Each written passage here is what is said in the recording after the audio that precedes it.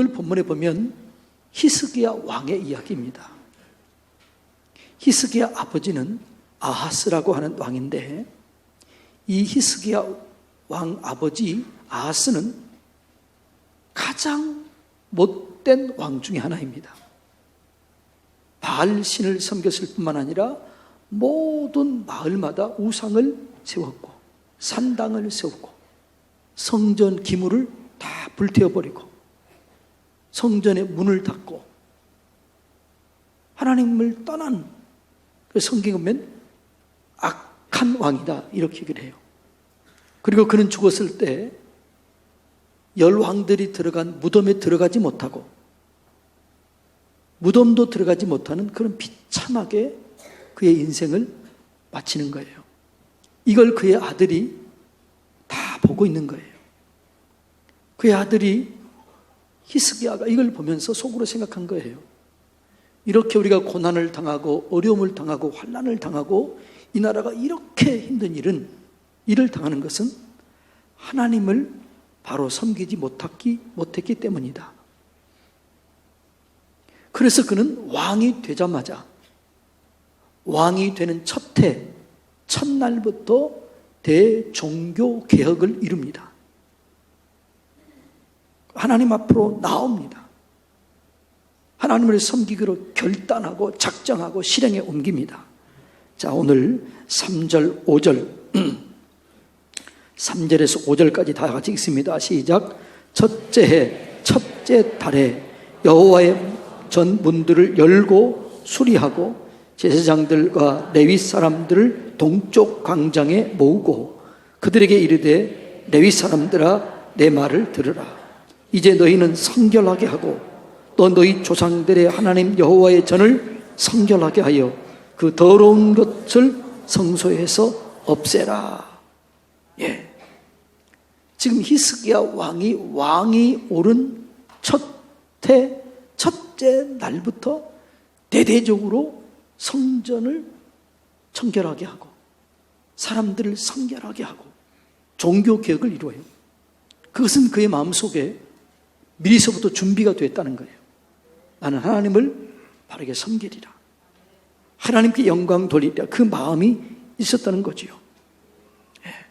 하나님은 이렇게 하나님을 사랑하는 사람, 하나님을 의지하는 사람을 기억하시고 그들을 부르시고 그들을 쓰실 줄로 믿습니다. 그래서 히스기야 왕이 되었을 때 종교 개혁을 이루는데, 첫째로는 성전을 청결하게 하고 두 번째로는 하나님 앞에 기도를 시작합니다. 히스기야가 왕이 되었을 때에 아수르 왕 사네립이 쳐들어옵니다. 18만 대군을 쳐들고 와서 그 주변의 나라에 있는 모든 나라를 점령합니다. 그리고 다 이깁니다. 그리고 마지막 이스라엘을 점령하기 위해서 오는 거예요.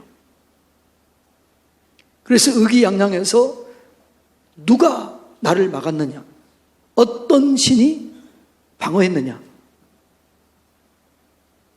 우리가 모든 나라를 정복했다, 너희도 항복해라, 이렇게 얘기를 해요. 그러자 히스기야 왕이 어떻게 해요?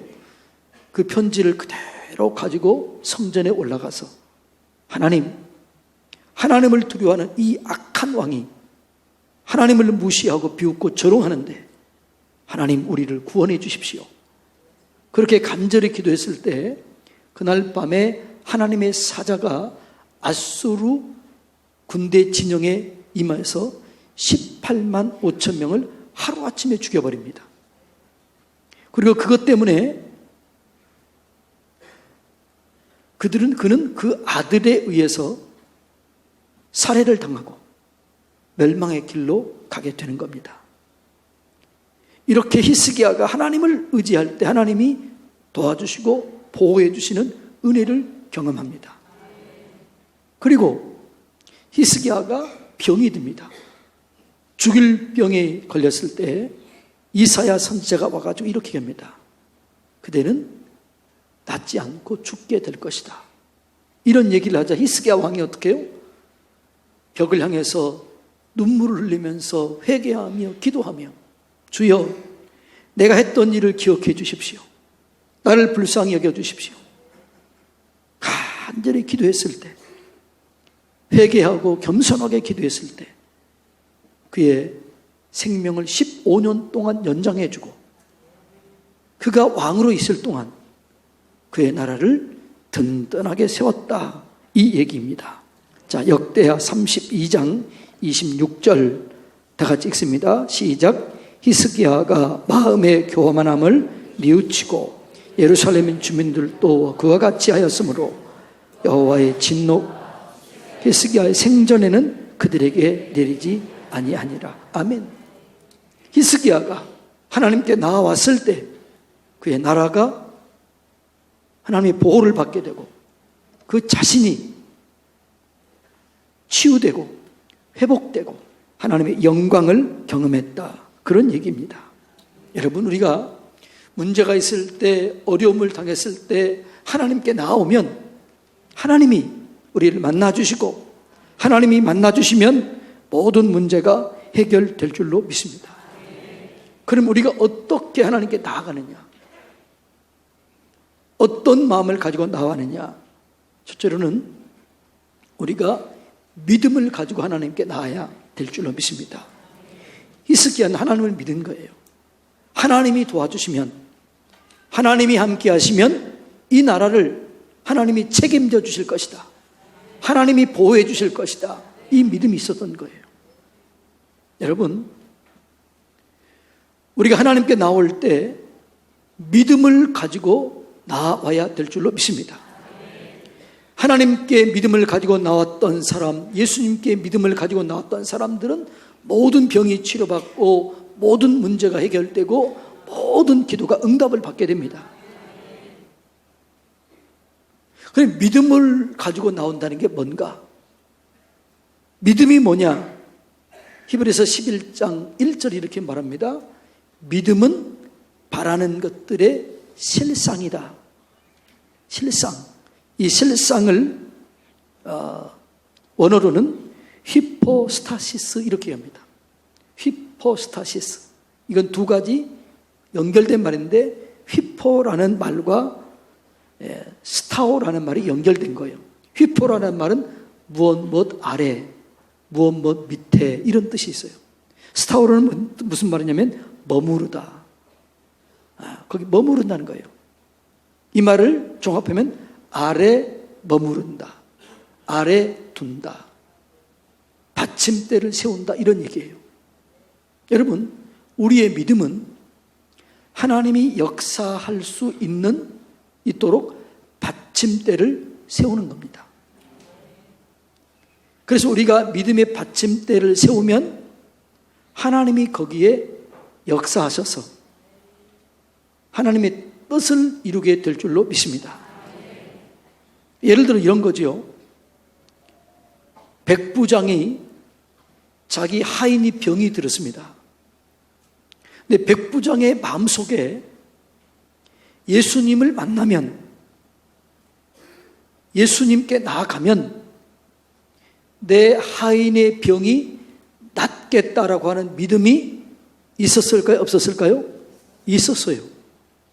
그런데 그 믿음을 가지고 나왔을 때, 그 믿음이 있었을 때 하인이 나았을까요? 안 나았을까요? 예? 그때는 안 나왔어요. 그 믿음 위에 예수님께서 내 믿음이 크다, 내 믿음대로 될지어다, 이 말씀이 임하시자 즉시 나은 거예요. 성경의 모든 기적과 능력은 이 원리예요. 믿음의 받침대를 우리가 만들면 그게 만드는 거지, 그게 응답되는 건 아니라고요. 내가 믿음의 받침대를 세우면 하나님의 말씀이 그 위에 임합니다. 거기에 기적이 일어나게 되는 거예요. 그러니까 우리의 믿음은 뭘 만드는 거예요? 하나님이 역사할 수 있는 받침대를 만드는 거예요. 그래서 여러분들이 믿고 그 여러분의 믿음 위에 하나님의 말씀이 임할 때까지 성경을 읽거나 설교를 듣거나 기도를 하다 보면 이 말씀이 임하게 돼요. 믿어지게 돼요. 확신이 들게 돼요. 그때 기적이 일어나게 될 줄로 믿습니다. 이게 주님께 나아가는 방법입니다. 두 번째로는 우리가 청결해야 될 줄로 믿습니다. 그래서 히스기야 왕이 주님께 나아가는 방법으로 선택한 게 첫째가 제사장과 레위인들을 불러놓고 여러분이요, 여러분의 마음을 성결하게 하십시오. 성전을 청결하게 하십시오. 이렇게 얘기하는 거예요. 자, 볼까요? 5절 다 같이 읽습니다. 시작.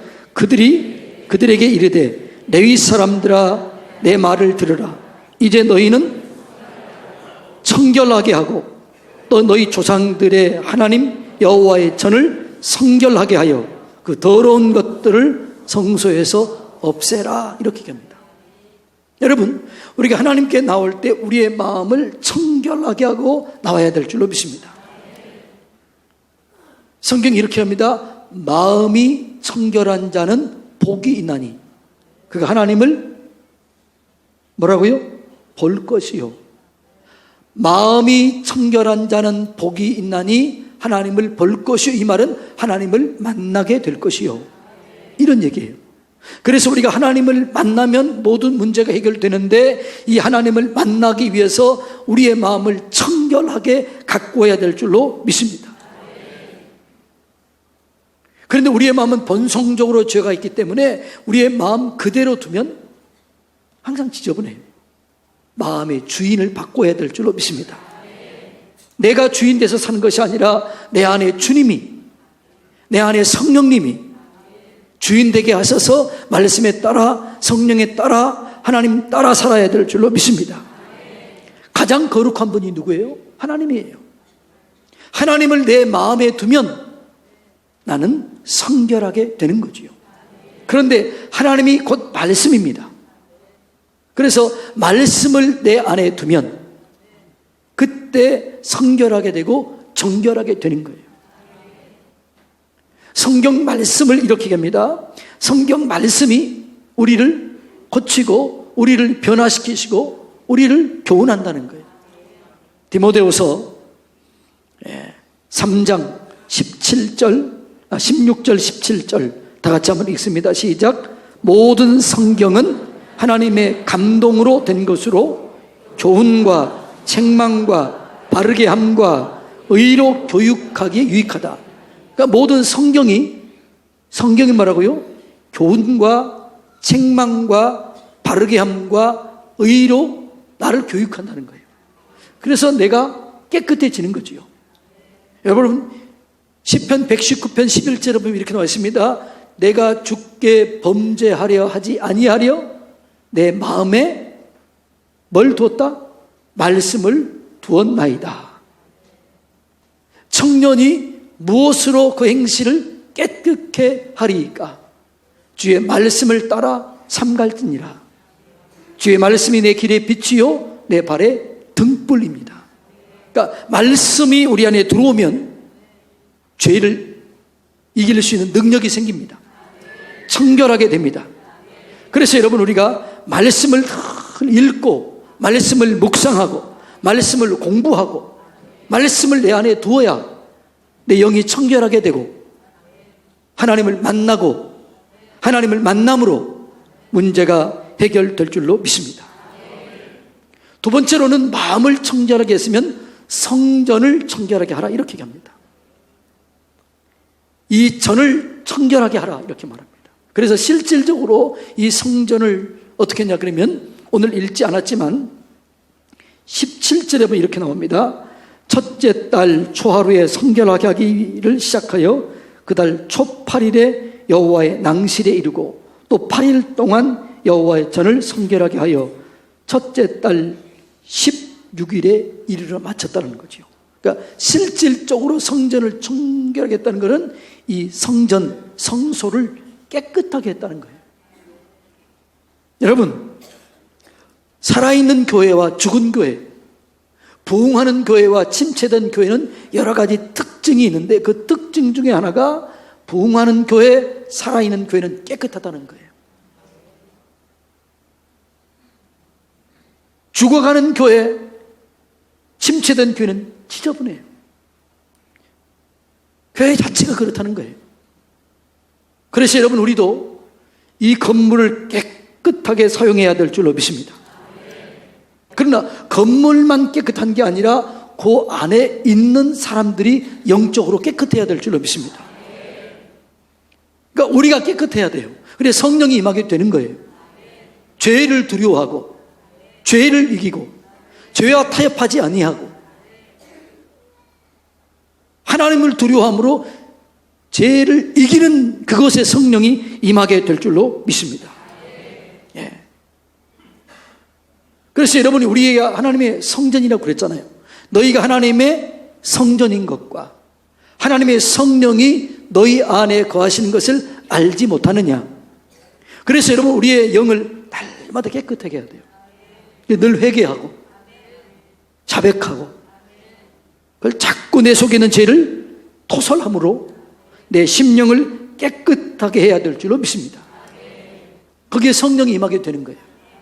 능력이 임하게 되는 거예요. 성령은 회개하고 죄사함을 받으라. 그리하면 성령을 선물로 받으리니. 여러분이 늘 집을 깨끗하게 할 뿐만 아니라 여러분의 마음 상태, 심령을 깨끗하게 하면 성령이 거기 임하셔서 여러분의 문제를 해결하시고 치유하시고 회복시키시고 역사를 나타내 주실 줄로 믿습니다. 그 다음에 히스기야 왕이 했던 게 뭐냐 그러면 기도의 불씨를 살리는 거예요. 그의 아버지 왕이 기도의 불을 꺼뜨렸습니다. 기도의 불씨를 꺼뜨렸고 예배를 드리지 못하게 했습니다. 자, 7절 다 같이 읽습니다. 시작. 또 낭실 문을 닫으며 등불을 끄고 성소에서 포장하지 아니하며 이스라엘 하나님께 번제를 드리지 아니했다. 누구 때예요? 그 아버지 때. 이걸 개혁하는 거예요. 여러분, 교회는, 살아있는 교회는 하나님의 능력을 경험하기 위해서는 기도의 불이 꺼지지 않아야 될 줄로 믿습니다. 그러니까 부흥하는 교회의 특징은 강력한 기도가 살아있는 거예요. 기도의 불이 꺼지면 안 돼요. 그래서 여러분, 우리가 기도의 불이 타오를 때 성령이 임해요. 능력이 임해요. 그래서 여러분, 우리가 새벽을 깨우는 기도 용사 500명을 우리 교회가 세우면 여러분이 살아나요. 여러분의 가정이 살아나요. 우리 교회가 살아나요. 이 지역이 살아나게 될 줄로 믿습니다. 나라와 민족을 책임지는 교회로 세워지게 될 줄로 믿습니다. 그래서 교회 기도의 불이 활활 타올라야 돼요. 여러분, 기도하시기를 주님의 이름으로 축복합니다. 그래서 히스기야 왕은 이걸 알고 레위인들이요, 제사장들이요, 백성들을 성결하게 하고 전을 성결하게 합시다. 기도의 불을 피웁시다. 이렇게 얘기한 거예요. 그리고 뭐였냐? 예배를 회복시킨 거예요. 여러분, 하나님의 은혜는 예배를 통해서 임하게 됐어요. 예배에 성공해야 여러분 인생에 성공하게 될 줄로 믿습니다. 그래서 교회를 다른 말로 뭐라고 그래요? 예배당. 예배를 드리는 것이라는 거예요.